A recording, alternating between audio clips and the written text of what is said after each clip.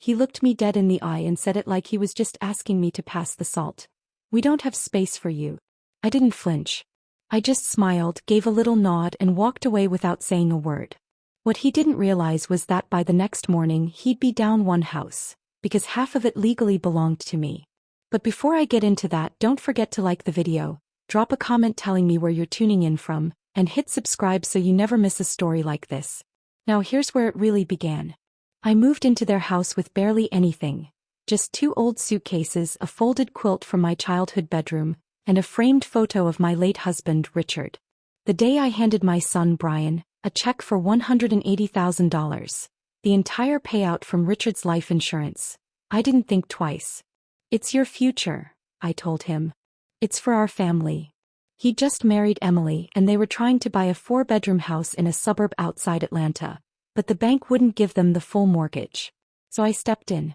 Emily hugged me like something out of a Hallmark movie and said, "We'll never forget this, Carol. You'll always have a place here."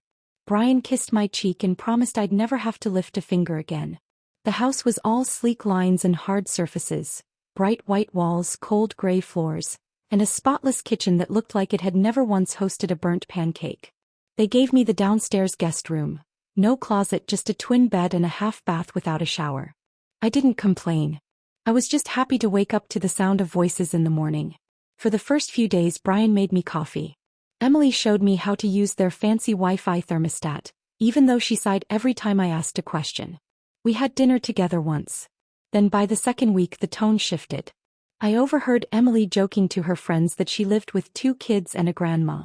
Brian rolled his eyes when I asked if I could hang a small shelf in the laundry room. Then came the changes. They padlocked the upstairs fridge. Emily said it was for meal prepping. Brian moved the Wi-Fi router to his office upstairs, and my Netflix stopped working for 3 days. One night I heard Emily on the phone in the kitchen whispering, "She's sweet but we need our own space. This just isn't sustainable." I didn't say a word. I kept folding towels, wiping down the counters, giving them space, smiling even when Emily started talking about turning the downstairs den into a nursery. But then one morning I was heading to the kitchen to make tea when I heard Brian's voice from around the corner. "She won't leave if we keep being nice," he said.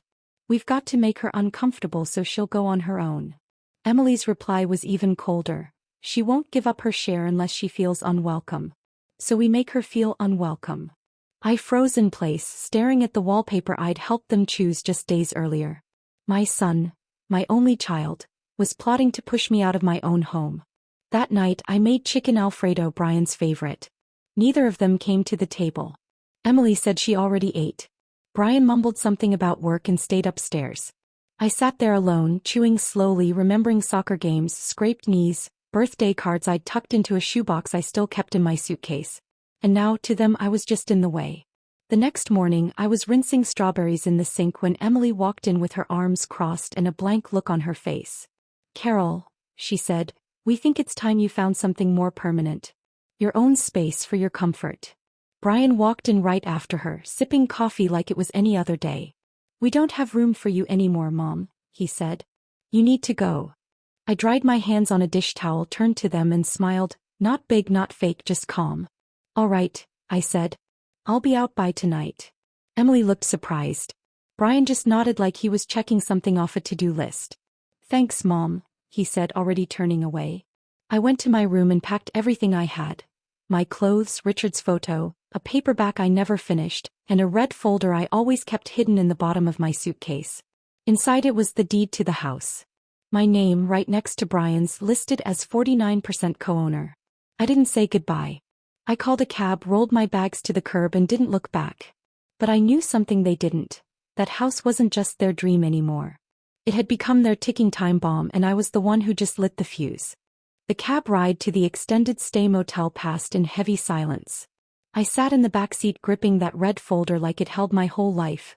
My fingers so tight around it the corner left a deep mark in my palm. I'd actually booked the room a week earlier.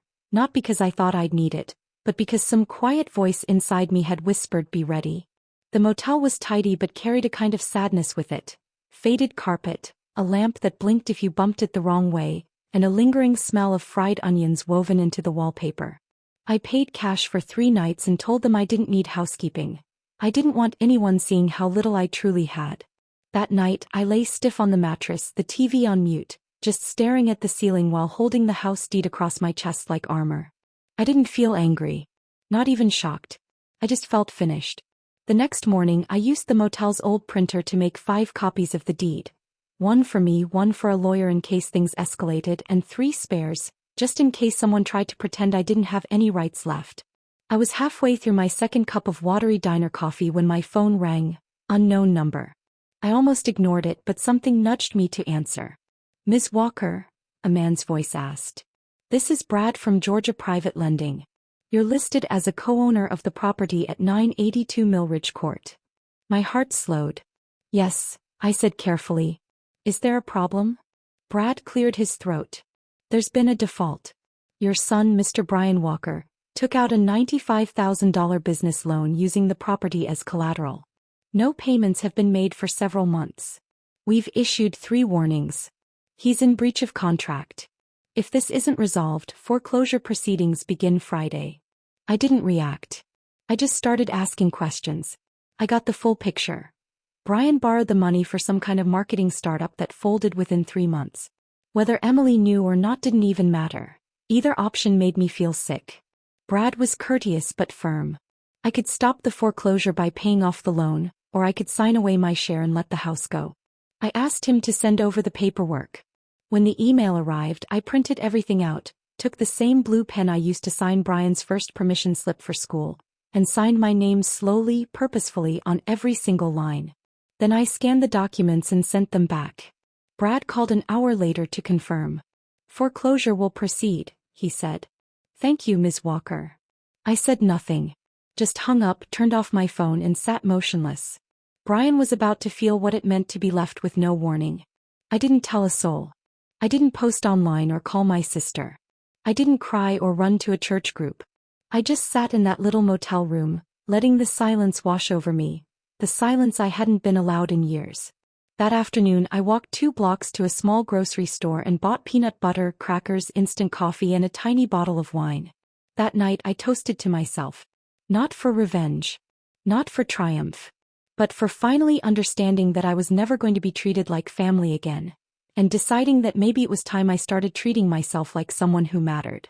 At exactly 8 a.m. the next morning, my phone buzzed with a message from Brian. "Did you cancel something about the house? We just got a weird letter from a lender." I didn't respond. 3 hours later, another text. "There's a notice on the door. Call me." So I kept quiet. Then at 3:17 p.m., Emily tried. "Carol, please. We're confused. Just tell us what's happening." I powered my phone off, not out of cruelty but to keep my own peace, because if I heard one more fake plea from the woman who had spent months trying to erase me, I might forget that silence is often the sharpest weapon of all. The foreclosure notice hit faster than I expected. Less than 48 hours after I signed the release, the sheriff's department taped a bold orange letter on the front door of 982 Millridge Court. I didn't see it myself, but I didn't have to. Emily blasted a frantic message in the neighborhood Facebook group. "Urgent. Our home is being targeted by a scam. If anyone knows a good foreclosure attorney, please reach out." I actually laughed for the first time in days. Sitting there in my motel room sipping bad coffee from a paper cup, I quietly scrolled through her very public unraveling. The comments poured in. Former coworkers, neighbors, even Brian's old college friend, Darren. "What happened? Can we help? I thought you two were doing great." Emily answered every single one like a politician caught mid-scandal, desperate to spin the story before the whole world saw what she'd really done. She never really said anything directly, just twisted every detail into some vague tragedy. "We're being betrayed by someone we trusted," Emily wrote online.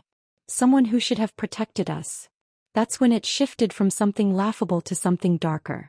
Within hours, my phone started lighting up with messages from people I hadn't spoken to in years. My cousin Denise, a woman from church, even my late husband's sister. All of them asking the same thing. "Carol, what's going on?" Emily had spun it like I deliberately sabotaged them, like I was bitter and vengeful. She left out the part where I gave them the money. Left out how they shoved me out. Left out how Brian took out a loan behind my back. No, she simply played the victim. And Brian? He didn't hold back either. He posted an old photo of us from when he was 5, eating ice cream in a parking lot. He captioned it, "It's hard when the people who raised you end up turning on you." No names. No tags. Just plain manipulation. But I knew who it was for. All the mutuals. The distant relatives. The ones who'd fill in the blanks with their own guilt and projections. I was being erased and I was watching it happen in real time. I considered defending myself, thought about posting screenshots of the deed, the loan, the text. But then I heard my father's voice in my head. Don't wrestle with pigs. You'll both get dirty and they'll love it. So I stayed quiet until the call came. It was from the sheriff's office. A calm voice introduced himself as Officer Reeves. "Ms. Walker, this is just a courtesy call. The formal lockout at Millridge Court is scheduled for this Friday at 10 a.m. You're not required to attend since you've signed off, but we wanted to notify you as a co-owner." I thanked him and didn't ask for more. But that night I couldn't sleep. I kept imagining it. Brian stumbling to the door in old sweatpants, Emily crying on the porch with their things stuffed into black trash bags. I didn't feel joy. Just stillness. They had chosen this, every bit of it. Friday morning I didn't go anywhere. I stayed in that little motel room, microwaved some oatmeal and waited.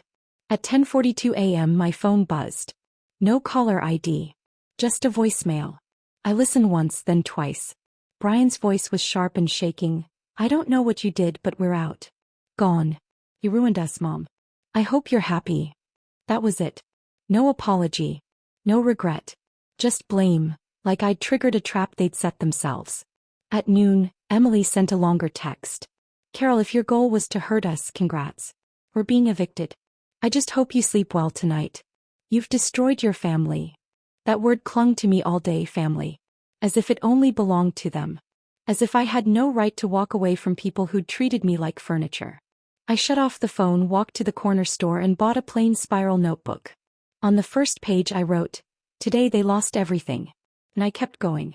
I sat on the edge of the motel bed, flipped to a new page and just kept writing. But they didn't stay quiet for long. 2 days after the lockout, Emily went full PR mode. 10-slide Instagram post with pastel colors, soft fonts, and a title that read "When Family Betrays You." Every slide told her version of the truth. They had opened their hearts and home out of love, taken in a grieving parent and been blindsided by legal cruelty. She called it elder abuse.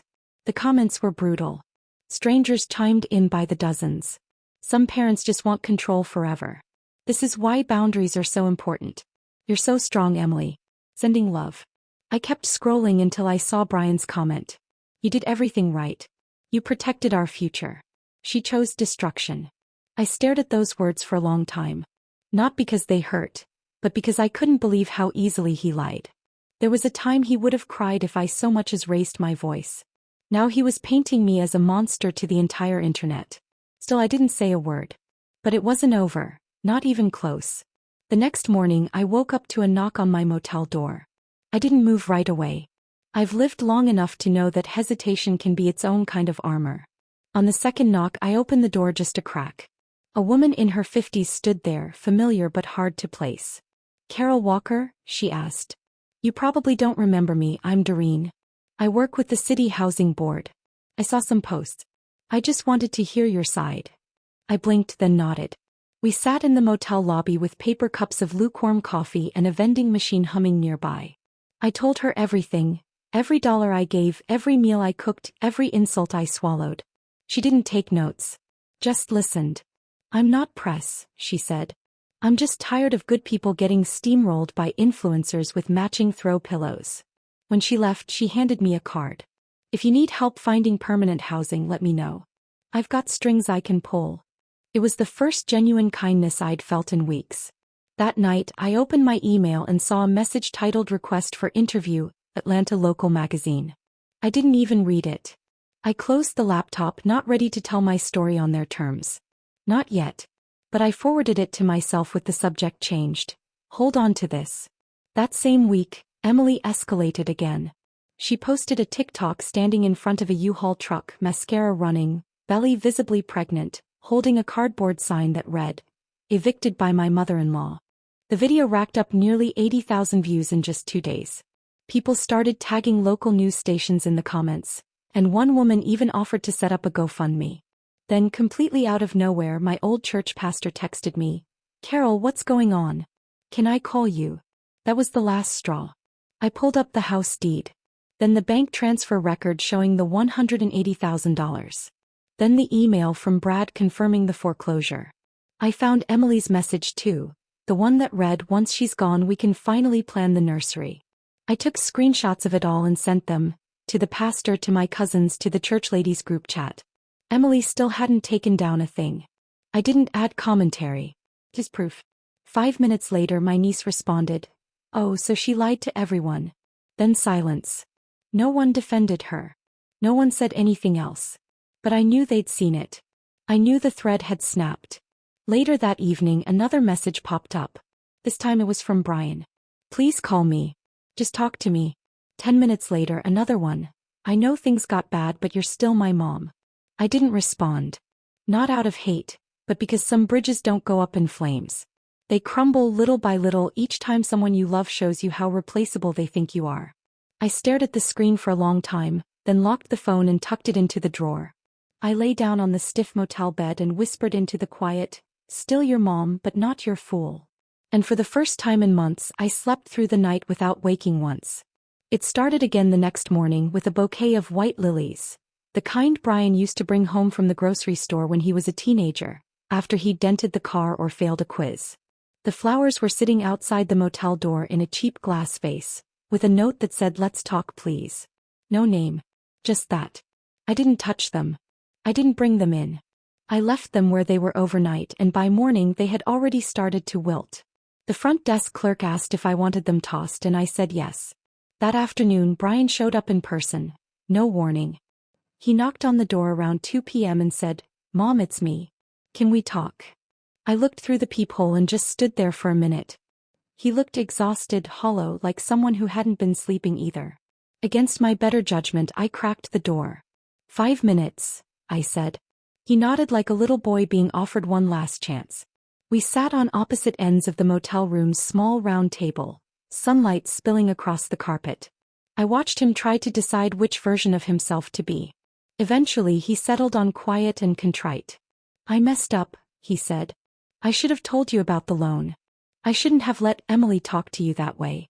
I panicked." I said nothing. Just waited. Then he added, "She's pregnant." Like that explained everything. I looked at him, really looked. And for a second I saw the boy who used to cry when I left for night shifts. But that boy was gone. This was a man who had forced me out of my own investment and made me the villain online. "I'm not here to argue," he said. "I was just wondering if you'd be willing to sign something. Nothing big. Just a document to help us negotiate with the lender." And that's when my gut screamed. He hadn't changed. He hadn't come to make peace. He still thought I was leverage. "Show me," I said.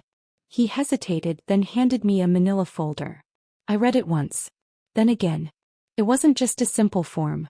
It was a partial power of attorney dressed up in legal language that would give him access to manage the foreclosure, including financial decisions, meaning my retirement fund. I set the paper down. "Get out," I said. He blinked. "Mom, out." He stood slowly, like he thought one more sentence might change the outcome. "We're going to lose the baby's future, Mom." I stared at him. "You already did." He left without another word. I locked the door and stood there until my hands stopped trembling. Then I called the front desk and asked to switch rooms. Different floor, different hallway. They didn't ask why. I packed everything in 15 minutes and moved before dinner. That night I blocked Brian's number. Not out of anger, but because I needed protection from the part of me that still wanted to believe he meant what he said. The next morning I walked to the City Housing Board office and handed Doreen the card she'd given me. She looked up from her desk and smiled like she'd been expecting me. "I want to move on," I told her. "Not just from them. From all of it." She didn't give a pep talk. Didn't say, "You're doing the right thing." She just slid a folder across the table. It was labeled Senior Housing Coastal Options. On the first page there was a 2-bedroom condo near Wilmington with a porch, ocean access, and rent I could cover with my pension. I circled it. "This one," I said. That evening I got one last email.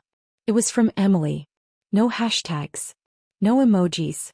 Just raw, short words. I don't know what we're supposed to do now. We have nothing. I know you hate me, but think of the baby.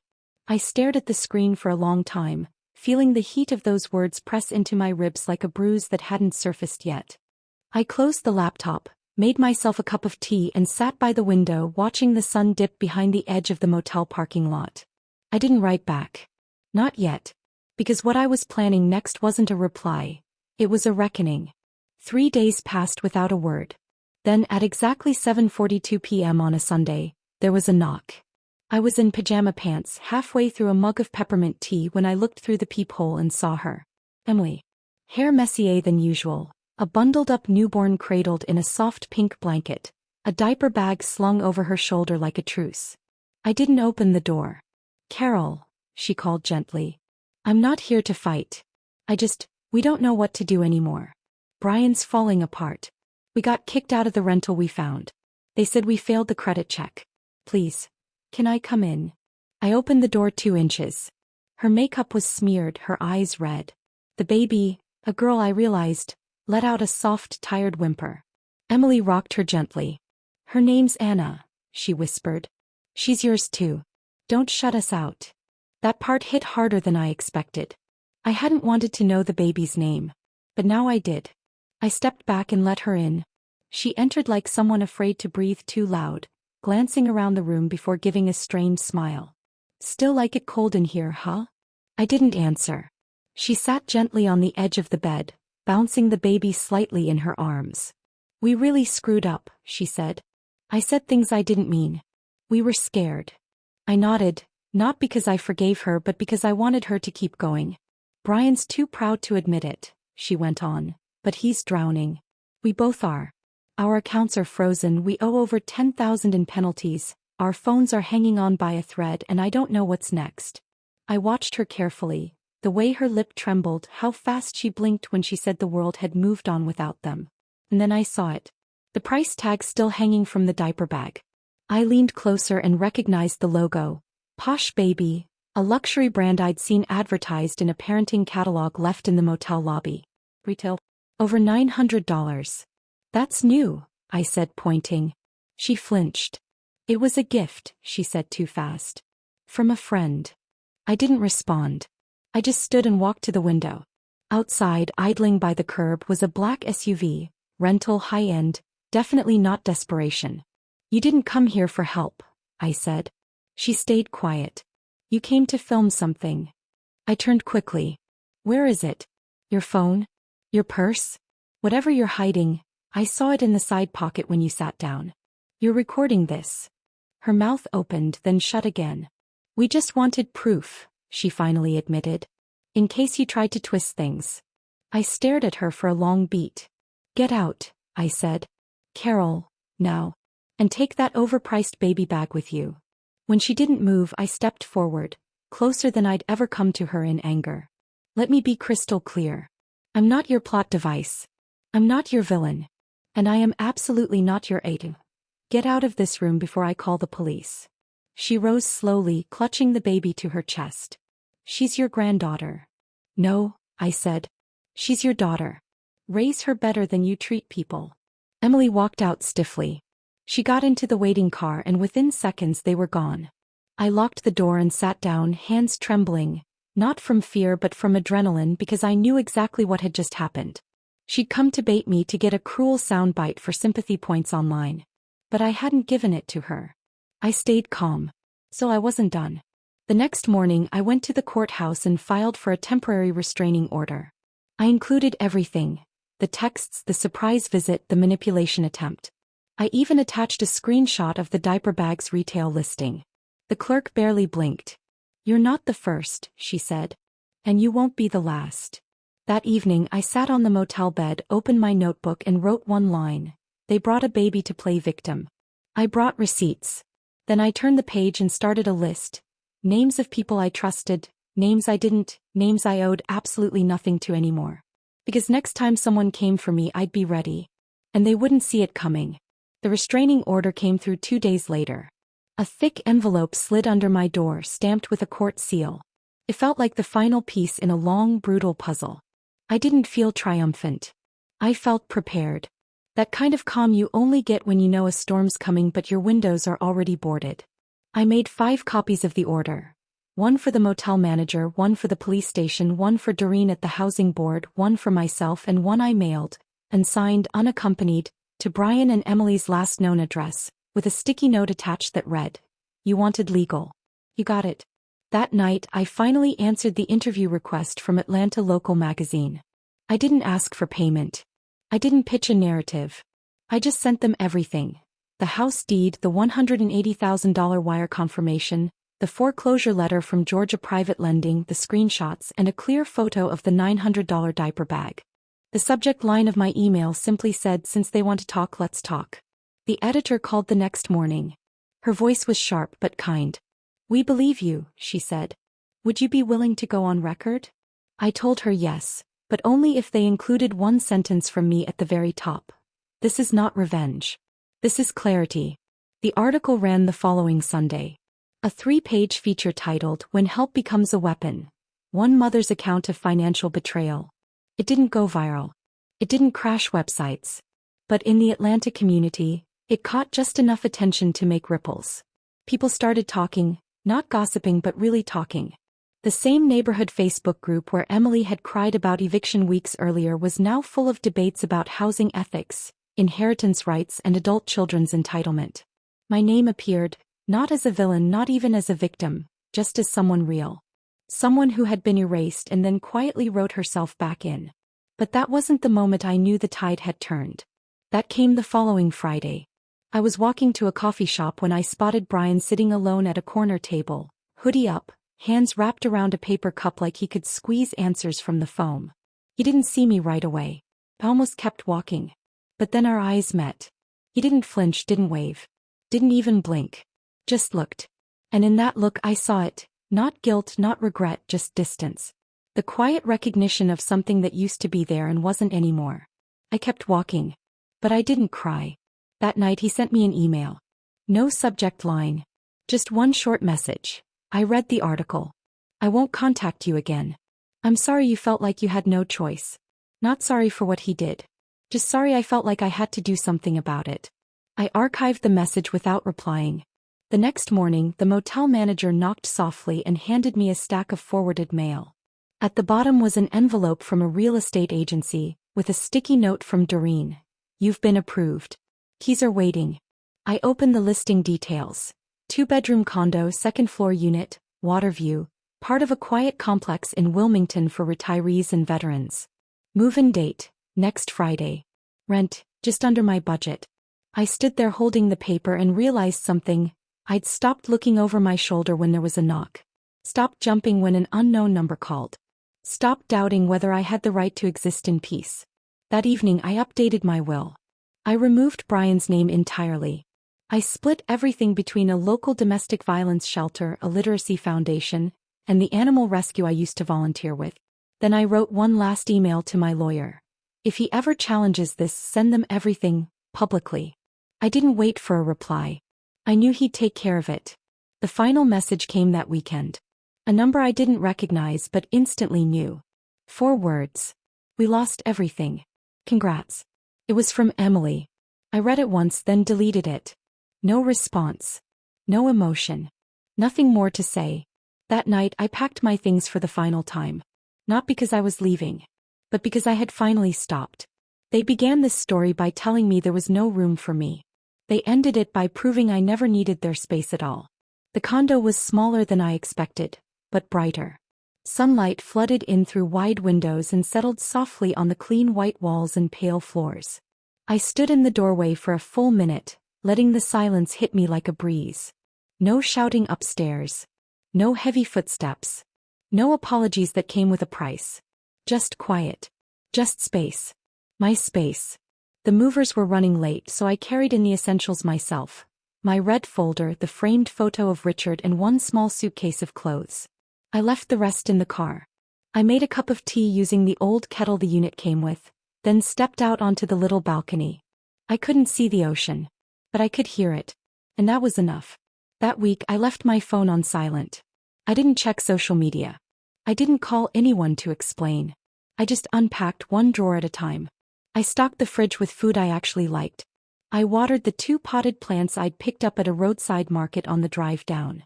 And for the first time in a long, long while, I felt something I'd forgotten how to feel. Peace. It was a Wednesday when I took a walk down the boardwalk. No one looked twice. No one recognized me. I passed a little bookstore, a quiet pier, and a seafood shack where a woman about my age sat painting seashells at a folding table. She smiled as I walked by and offered me one. "Pick the one that calls to you," she said. I chose a blue shell with silver around the edges. "Good choice," she nodded. "That one's for people who've just let go of something heavy." I thanked her and slipped it into my coat pocket. That night I placed it beside my keys on the kitchen counter. I named it Peace. Days went by. Then a week. Then 10 days. I found a rhythm: coffee at 8, a walk at 10, journaling around 3. I signed up for an art class held every Tuesday and Thursday in the community rec room. The instructor's name was Walter. He was 70, wore suspenders, and told the worst dad jokes I'd ever heard. But he remembered my name by day 2. One afternoon he walked over to glance at my canvas and said, "You paint like someone who's lived through something." I smiled. "That's because I have." And I meant it. I never spoke about Brian, not to Walter, not to anyone. The past stayed in a sealed drawer. I had no plans to open it again. Until the letter came. It was handwritten in Brian's messy scrawl, postmarked from a P.O. box outside Atlanta. No return address. Inside were just 4 lines. "I know I can't undo what I did. I don't expect anything from you. I just want you to know I'm trying." I named her Anna Carol Walker. I read it twice. Then folded it gently and placed it in the drawer where I kept the now void deed. I didn't cry. I didn't smile. I just let the words settle. That evening I walked down to the beach barefoot, stood in the sand, and listened to the tide roll in for over an hour. I thought about the girl named after me. About the man who used to be my son. About the boy who once picked flowers from the neighbor's yard and cried when I told him stealing was wrong. That boy was long gone. But maybe, just maybe, someone better was growing from the wreckage he left behind. And that, I realized, wasn't mine to carry anymore. I turned and headed home. The lights in the condo glowed soft and gold. I curled up on the couch with a blanket and a book. No drama, no emails begging for closure, no family landmines to avoid.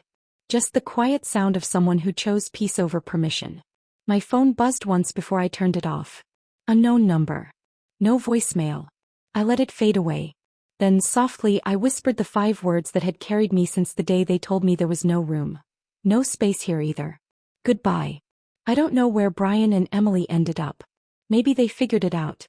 Maybe they didn't. I just know that I'm happy now. And that, finally, is enough. So, what would you have done in her place? Leave your thoughts in the comments. I always love hearing your stories. And hey, if this one hit you, don't miss these next few videos. You won't want to miss what's coming.